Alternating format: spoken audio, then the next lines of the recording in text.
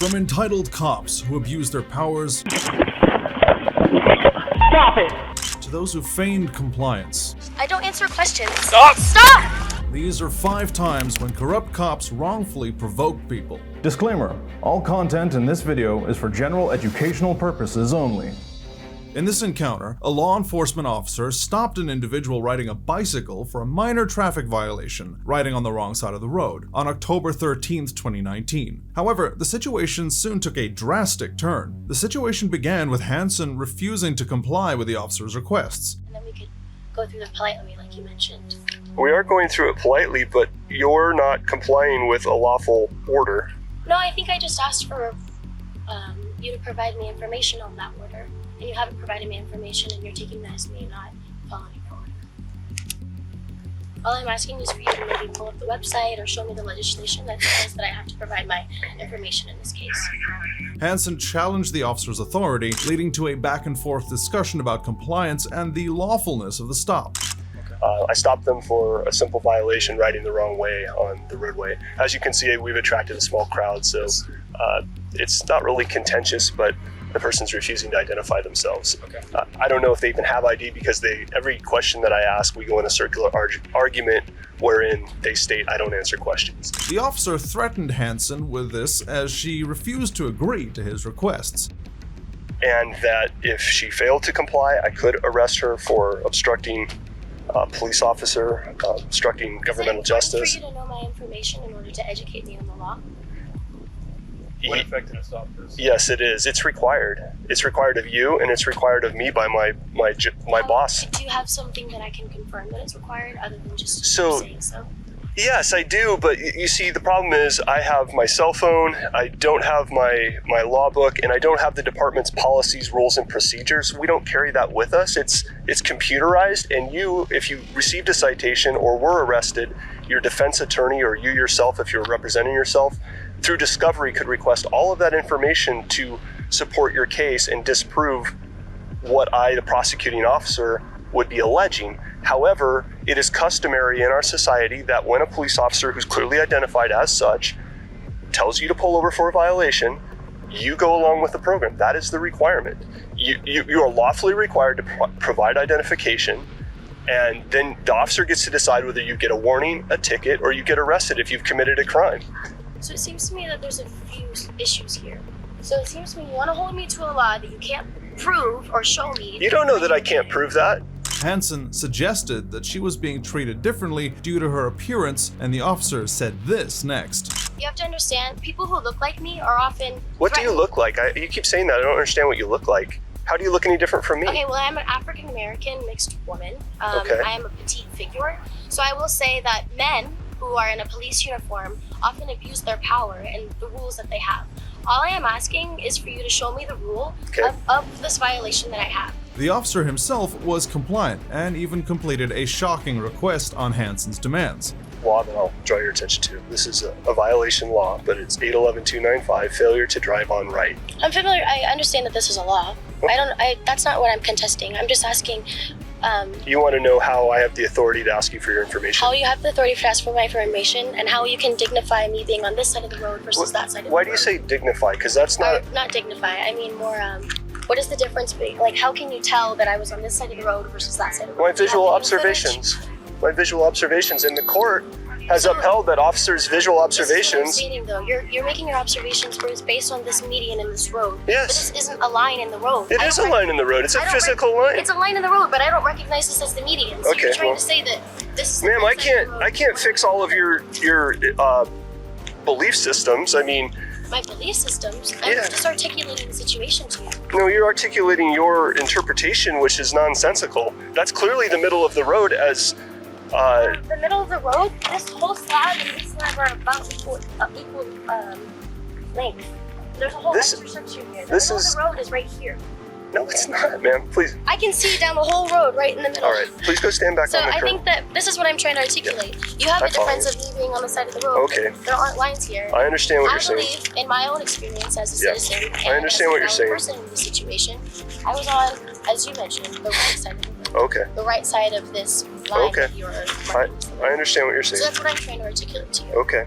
At this point, a crowd had gathered, and the scene worsened then. Hansen stuck to her point. So I would like to get you to cooperate and give me your identification willingly. If you refuse to do that, you are under arrest. And do you what- understand? I would like to have some more clarification. There's not going to be more clarification. I need a yes or a no from you. I need you to either give me your identification now or you're going to be placed under arrest. Which do you want to do?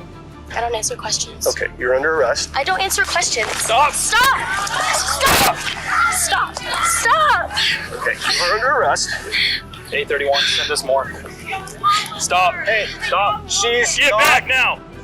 She's not complying. Can you Okay, please get off roll me? onto your stomach. Hey, I will comply. I need both of you to get off of me. That's not going to happen. I Roll on your need both stomach. of you to get off of me. Roll. I need you to get off of me. Roll on your stomach. I need you. I'm not moving. Roll I'm on not your stomach. moving. I'm not moving. I'm not moving. I'm not Place your moving. hand behind your back. I'm not moving.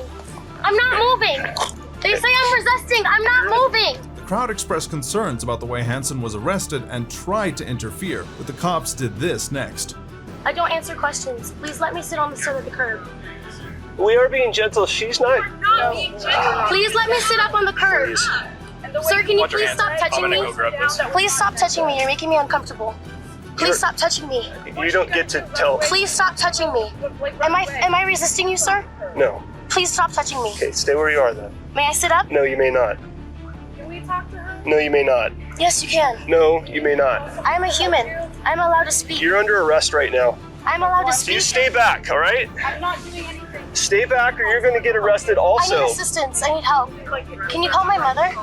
Stay back. I'm making a phone call. Stay back. You can make a phone call from over there. Get over there now. You don't have a right to insert yourself into this. The encounter ended with the officer deciding to conclude the transcription as they headed to jail to complete the necessary paperwork. While what happened to Hansen is unacceptable, the behavior and conduct of Daryl Jones is truly unbelievable. You don't have the right to run this. I got my right to do it. Until then, though, on the 7th of December 2015, Sergeant Vincent Fraker and Officer John McMillan responded to a 911 call initiated by a father who reported his intoxicated and unruly son, James Donovan Duran, who was being violent. Good to see you again, man. I said good to see you again. Take it easy. Yep. Go ahead, guys. Wow, man. Go ahead. Huh? What's going on, dude? Not much. You tell me what's going on. I don't know. Go ahead. It's all right. Oh, man. You guys go ahead. Go ahead. During his voluntary surrender for the arrest, the police persistently refused his plea. Nevertheless, the situation took an unexpectedly strange twist.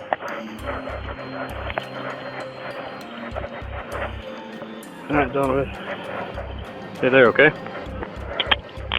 You can see her there, right? There you go. Get up there. You got it. Watch out. Step in.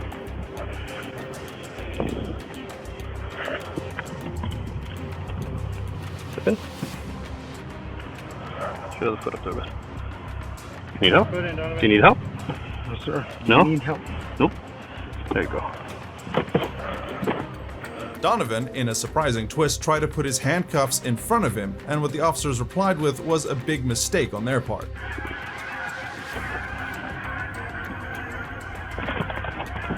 You can't do that! Stop it!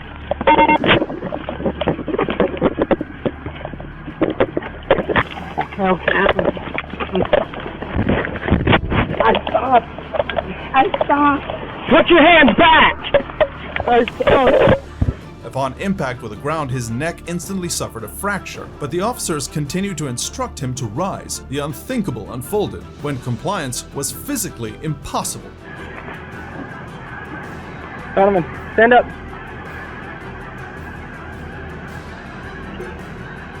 Come on, Donovan.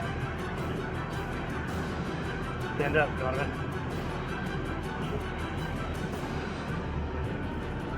Okay. It's okay. Yeah.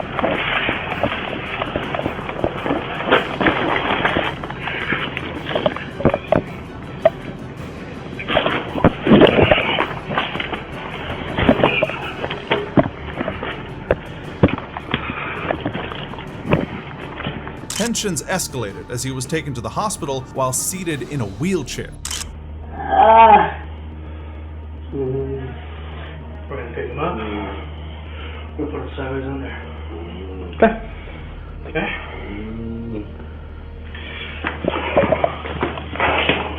Ready? We're done. Resisting.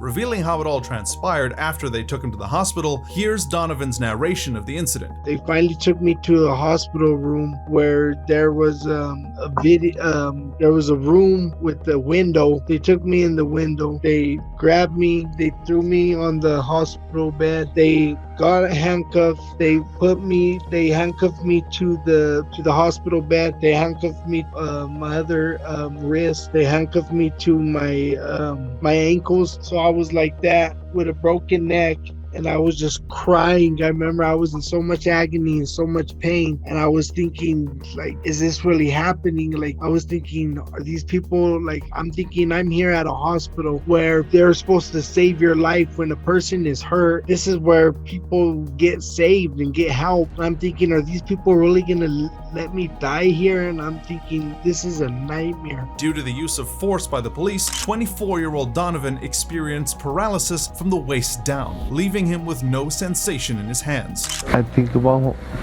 my 2 children.